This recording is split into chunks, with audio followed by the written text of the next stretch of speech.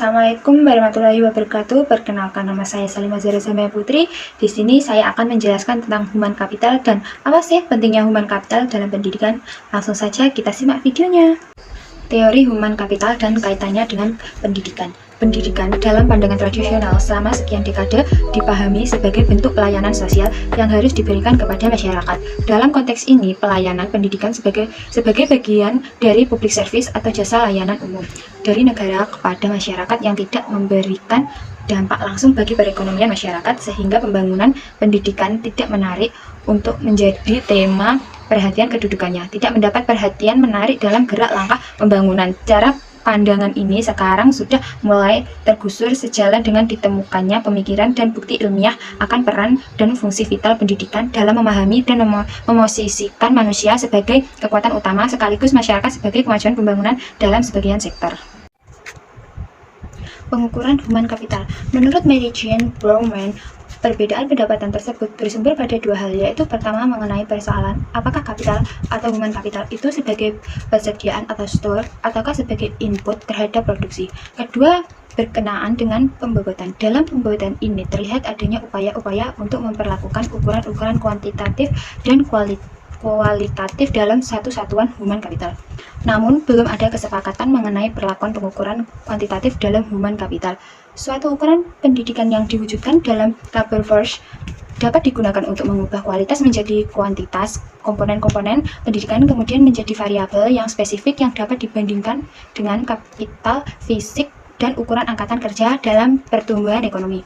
Sebagai konsekuensinya, maka satuan kapital didefinisikan dalam pengertian yang terbatas, yaitu dalam labor force yang dapat diukur dengan beberapa cara antara lain sebagai berikut. 1. Number of school years. 2. Efficiency equivalence units. 3. Base year lifestyle income. 4. Approximation to base year real cost. 5. Appreciation to current real cost.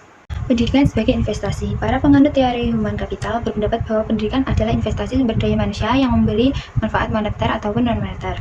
Manfaat non-moneter dari pendidikan adalah diperolehkan kondisi kerja yang lebih baik, kepuasan kerja, efisiensi komunikasi, kepuasan menikmati masa pensiun, dan manfaat hidup yang lebih lama. Karena peringkat gizi dan kesehatan, manfaat moneter adalah manfaat ekonomis, yaitu berupa tambahan pendapatan seseorang yang telah menyelesaikan tingkah pendidikan tertentu. Dibandingkan dengan pendidikan lulusan pendidikan di bawahnya, MC Mahon dan Geske 1982. Investasi secara umum dimaksudkan untuk meningkatkan nilai ekonomis di masa mendatang dari barang atau jasa yang diinvestasikan melalui berbagai bentuk upaya dan pengorbanan yang dilaksanakan pada masa sekarang. Pemerintah berupaya meningkatkan mutu pendidikan agar kelak akan diperoleh sumber daya manusia yang menguasai keahlian dan keterampilan bekerja secara profesional serta dapat menghasilkan karya yang bermutu sehingga SDM dapat memberikan peranan dalam pembangunan. Investasi pendidikan oleh pemerintah mencakup pembangunan dan pemeliharaan yang mencakup pembangunan dan pemeliharaan gedung-gedung sekolah, penyediaan peralatan sekolah, pembayaran gaji guru, penyediaan anggaran untuk meningkatkan kualitas guru, dan lain-lain. Sementara ini, program-program pemerintah dalam pembangunan sektor pendidikan baru dapat dipandang sebagai fungsi pemerintah untuk menyediakan sarana pelayanan umum yang cenderung tidak profit center seperti halnya investasi produktif. Investasi pendidikan yang dilakukan oleh pemerintah pada umumnya dilakukan untuk mendukung kebijakan perluasan dan pemerataan kesepakatan belajar serta peningkatan mutu dan relevansi pendidikan. Pembiayaan pendidikan di Indonesia sebagian besar didukung melalui anggaran tahunan yang disalurkan ke Kementerian Pendidikan dan Kebudayaan, baik dalam bentuk anggaran rutin maupun pembangunan. Investasi swasta. Investasi pihak swasta yang dimaksudkan di sini adalah lembaga-lembaga pendidikan swasta seperti yang bernaung di bawah suatu yayasan. Program pemerintah dalam membangun sektor pendidikan atau khususnya sekolah dasar secara besar-besaran sejak Repelita 1 setelah meningkatkan secara signifikan permintaan terhadap jasa pendidikan pada jenjang yang lebih tinggi. Hal ini mungkin disebabkan oleh meningkatnya pendapatan per kapita masyarakat, membaiknya infrastruktur umum serta kesadaran yang semakin tinggi terhadap pendidikan, dan juga berkembangnya faktor turisme yang ditunjukkan dengan sikap setiap anggota masyarakat yang cenderung melihat orang lain dalam melakukan hal yang sama. Meningkatkannya permintaan terhadap pendidikan ini dapat ditunjukkan baik oleh angka partisipasi kasar atau murni maupun jumlah murid.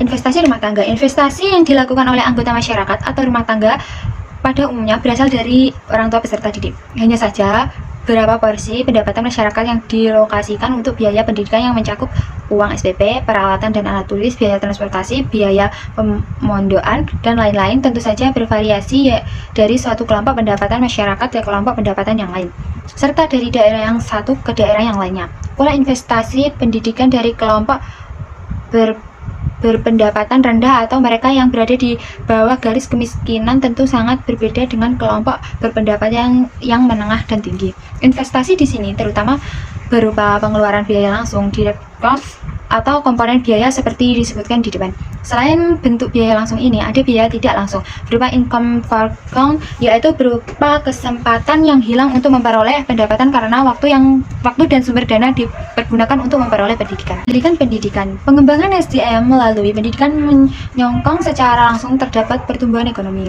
dan karena pengeluaran untuk pendidikan harus dipandang sebagai investasi yang produktif dan tidak semata-mata dilihat sebagai sesuai yang konsumtif tanpa manfaat balikan yang jelas. Sejumlah hubungan telah diuji dalam rangka kesimpulan tersebut. Misalnya, studi Bank Dunia mengenai 83 negara sedang berkembang menunjukkan bahwa di 10 negara yang mempunyai tingkat pertumbuhan real tertinggi dari GNP perkembangan antara tahun 1960 dan 1977 adalah negara yang tingkat melekat huruf pada tahun 1960 rata-rata 16% lebih tinggi daripada negara-negara lain. Investasi dalam bidang pendidikan mempunyai pengaruh langsung terhadap produktivitas individu dan penghasilan kebanyakan bukti berasal dari pertanian. Ekonomi pendidikan menurut Pradana 2005 mengutip pendapat Profesor Joseph Stiglitz di Jakarta, sediakan pendidikan sebisa mungkin dan bisa diraih dengan mudah oleh semua warga, kata peraih Nobel Ekonomi, seperti muatan pada harian kampus 15/12/2004. Pertanyaan ini dilontarkan Stiglitz ketika menanggapi pertanyaan soal kebijakan ekonomi seperti hal yang diperlukan Indonesia. Ia juga mengomentari bahwa soal pendidikan ini adalah salah satu blunder kebijakan neoliberal yang dianut Indonesia.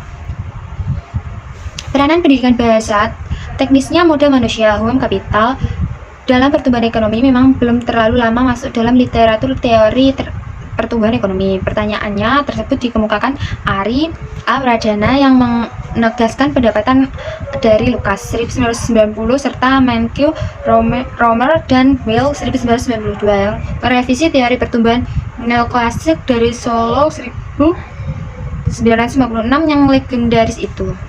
Intervensi ekonomi secara spesifik pada pendidikan. Pendapat yang menyatakan bahwa pendidikan dan kebijakan pendidikan tidak bermanfaat bagi kemakmuran sebuah negara adalah pendapat yang sama sekali tidak berdasarkan secara empiris. Pesan yang ingin disampaikan adalah ada banyak hal lain yang menyebabkan kontribusi positif pendidikan tidak terlalu besar dalam mendorong pertumbuhan ekonomi dan pemerataan. Dengan kata lain, pendidikan bukanlah mantra ajaib. Konsekuensinya, intervensi pemerintah dalam bidang ini juga harus dilakukan secara berhati-hati. Bentuk kehati-hatian adalah tidak terjebak untuk mengikuti peran pemerintah dari besarnya alokasi anggaran pendidikan. Anggaran memang penting, tetapi bukan pada seberapa besar, melainkan direncanakan digunakan untuk apa, mengapa, dan bagaimana. Di beberapa negara Asia yang sedang berkembang, meski kebanyakan terlalu murah, dari hasil studi ADB menyatakan bahwa pertambahan anggaran untuk peralatan dan gedung diberikan hasil lebih besar terhadap peningkatan mutu pendidikan. Itu tadi yang dapat saya sampaikan. Bila ada salah, mohon maaf. Wassalamualaikum warahmatullahi wabarakatuh.